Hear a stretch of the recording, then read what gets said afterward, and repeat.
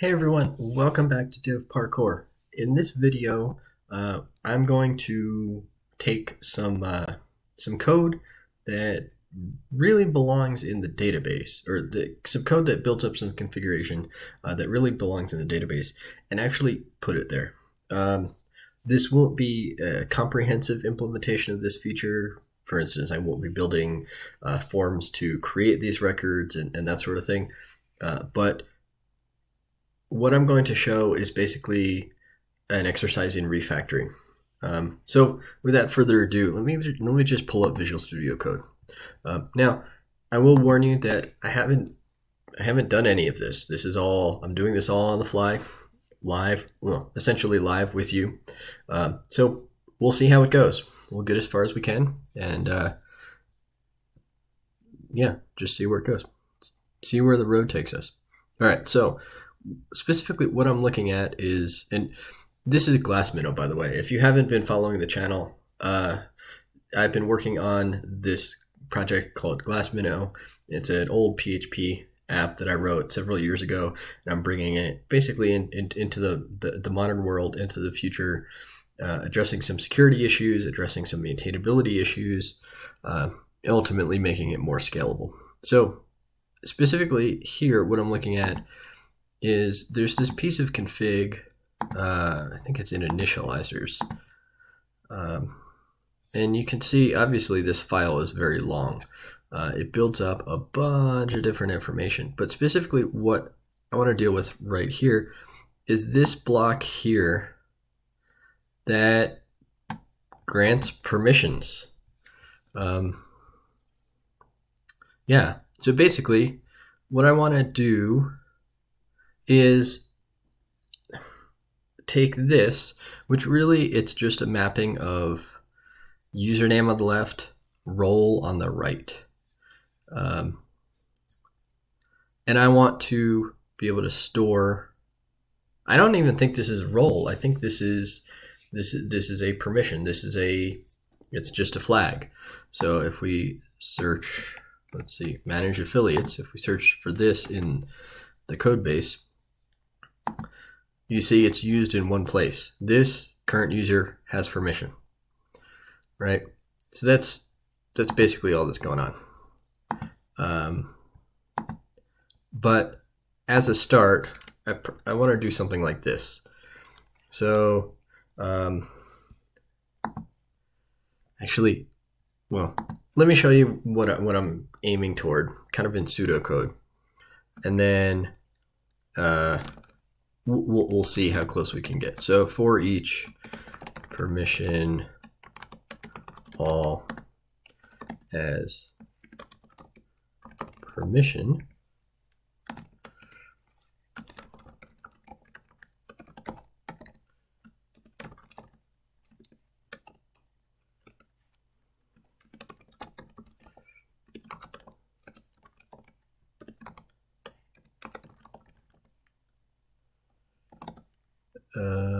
and then this would be permission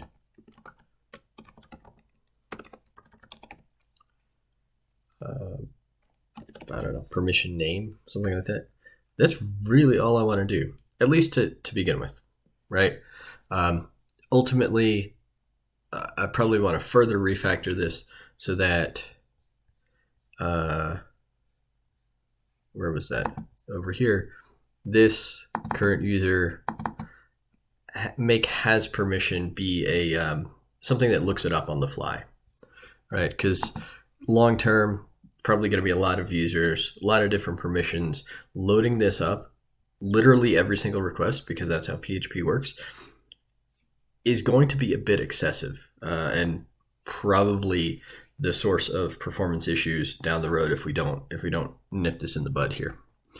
So here, this kind of multiple step dereference is necessary because presumably the permission would be just a table that looks something like this. Permission, and then you would have an ID. This might actually be more like grant or permission grant. some ID for primary key, then user ID, and then permission name, right? That's all we're looking at. So user ID would actually be the foreign key to a user in the users table. With an ORM, that means we can do something like permission arrow user to get the actual user object. And the user object has a username, which is what we actually need here. Now, before we go any further, I want to see what permission actually is. Let's see if that works. I just hit F12 to see if we can jump to it. Looks like we probably can't. So let's just go find that in the models. So that would be in models, presumably. No, doesn't look like it is. Okay, so let's see what that actually is. Let's set case on.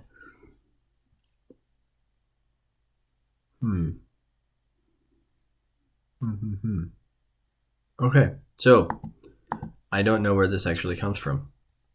Could be part of the auth library. Let's see. I already have that pulled up here. Let's see if that is in fact where it comes from. That would be a reasonable place for it to be. Looks like that might be, yeah, create table permissions. Interesting. There is already a permissions table that does exactly this. Okay, so now I'm confused. So why was this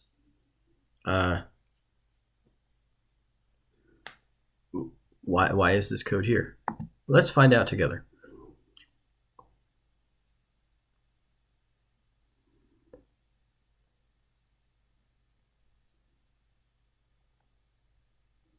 Permission, init permissions.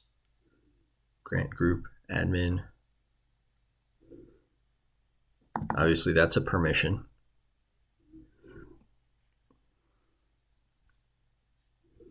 All right, let's see if we can find where, here we go, permission.php. Here's the permissions class. Okay. So it looks like it loads up a permissions stack. That's interesting choice of language there. Grant user, grant group.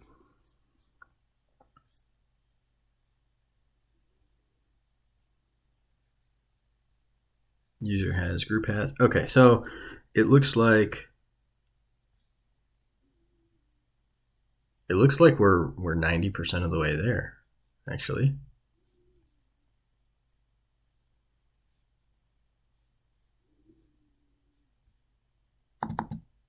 Where does this get called? Where does init permissions get called?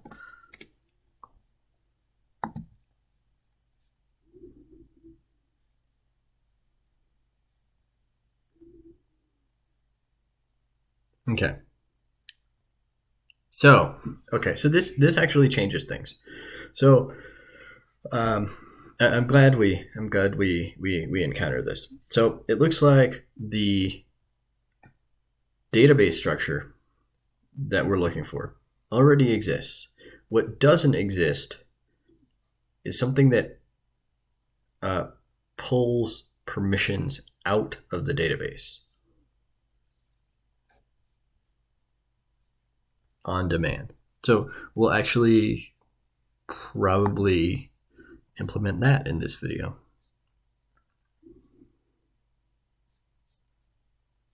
Now, to be completely honest, I am really confused why that wasn't the case here. Why this wasn't just done. So before we dive into that, though, I do want to look at a couple other things. So one of the things that that jumped out at me was this call to has permission. So there's already a function there that probably should just call off to the database. But where is that actually implemented? Let's see if we can. Yeah, this current user. This is.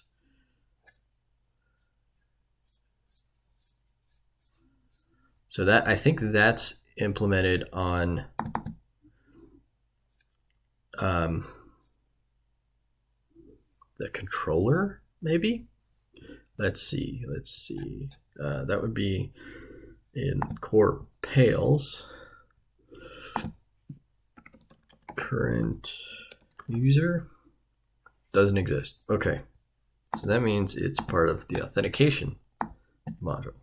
Current user. There we go. Protected function current user. Okay, so what's going on here?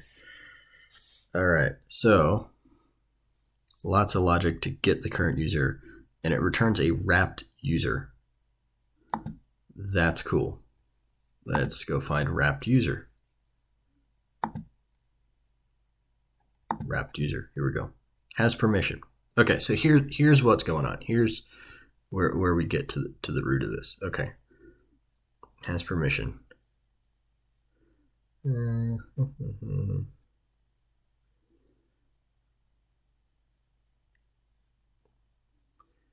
Okay, so we generate a fully qualified username, and then permission user has. Okay, so here we go. Here's what we're dealing with. So it basically is all in this permission class. So this is already an active record model. So it already has a wherever that was showing up. So in DB migrations, add permissions, ID, user ID, permission. Okay. So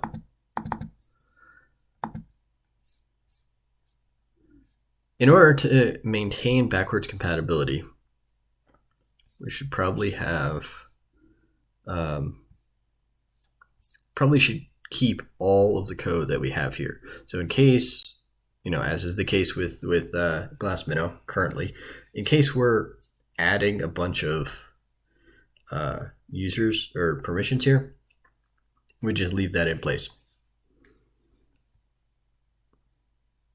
So we actually have two options. One is that we could do something here where we do something like self for each self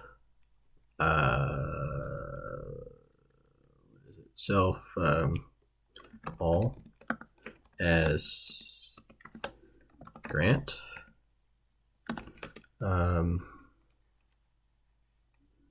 This would be self grant user, and be grant user username grant. What was it called? It wasn't permission. It was just called permission. So we could do that. That's basically the analog of the loop that I wrote over here. All right, that's basically what we're talking about. Take that out. And that would be one way to do it. All right. The other way to do it, probably the long-term better way to do it, is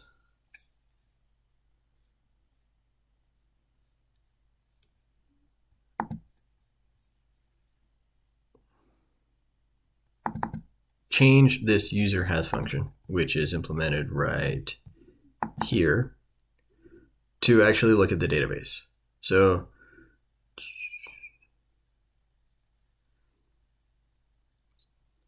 right now, all it's doing is checking that there is an array in this. This is a nasty data structure. So this is an associative array.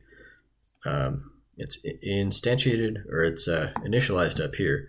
So it's a associative array with two keys, users and groups, and then within that users key, so let's look at grant users.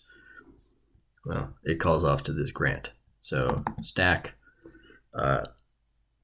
being, in this case, users, let's say, username, which is either the username or the group name, username, passed in, group name, passed in. It's the second argument here. So within that associative array with two keys, each one of those is itself an associative array of either usernames to something or group names to something. And what that something is an array of permission strings. This works, but it's super nasty. This is pretty terrible. And actually, this has problems. There are lots of problems here. So one is that the database is solely user focused, and it seems like most of the code actually is user focused as well. In fact, this is a username. User has, and that I don't even know how this code intends groups and users to be mapped together. I just don't know. Group has group. It looks like, well, that kind of says it all. It looks like this wasn't fully implemented. So for this video, let's just stick to user permissions. That'll keep it consistent with everything else that's going on here. Eventually, we should probably implement group permissions because this is a little squirrely. So let's start with user has a certain permission. So this would actually work. This would be perfectly fine. And let me make sure, before I say that, let me make sure that this exists. So it looks like belongs to user. Okay, so that does exist. So that'll work. Username. Let's make sure the user table has something called a username. It does. Okay, so this would work just fine, and this would implement what we're trying to do. And yeah, let's just call that good for right now. But long term, what I really want to do, and I might do this off camera, I might defer this till later on. What I really want to do is have this function. Actually, let's stub it out for sake of argument. So for starters, we want to return. I mean, we need the permission to exist. Let's. This is pretty nasty. So let's just do if permission is empty string, just straight out return false. All right, now we have two options.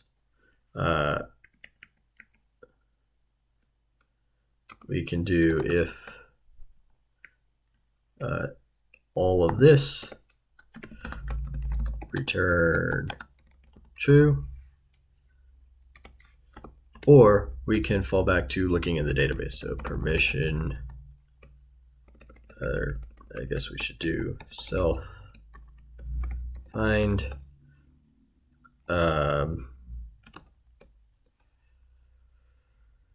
And realistically, we should use the new query structure, but I'm just going to use old school PHP active record syntax because I think this library doesn't depend on the newer version of Pale's active record, just the older version, which doesn't necessarily have that new query syntax in it.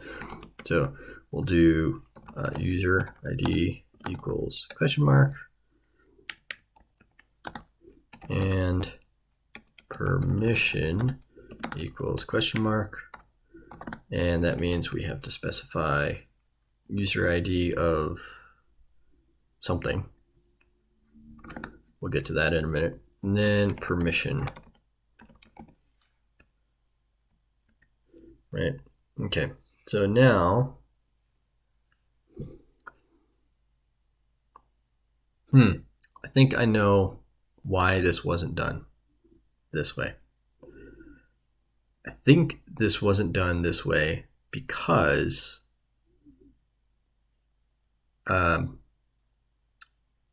users that come from an external authentication source might not have IDs here. I think that's the problem. This might have to wait for a future video. This might require a little bit more exploration. So what I'm going to do is we'll just say the fallback is return false. Just to keep this consistent. I do like these changes to the code. I think it makes it a little bit more readable, but we'll do a little bit more with this either in a future video, or I'll just do it off camera and then we'll have it available for us in future videos.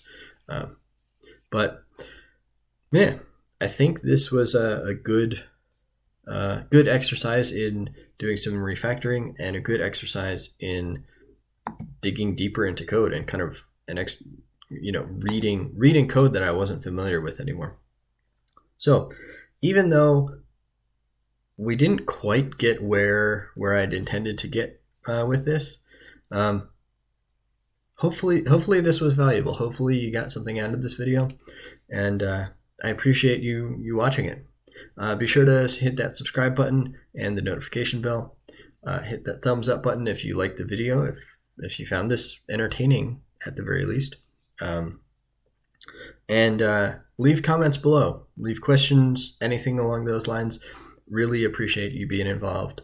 And with that, I will see you in the next one.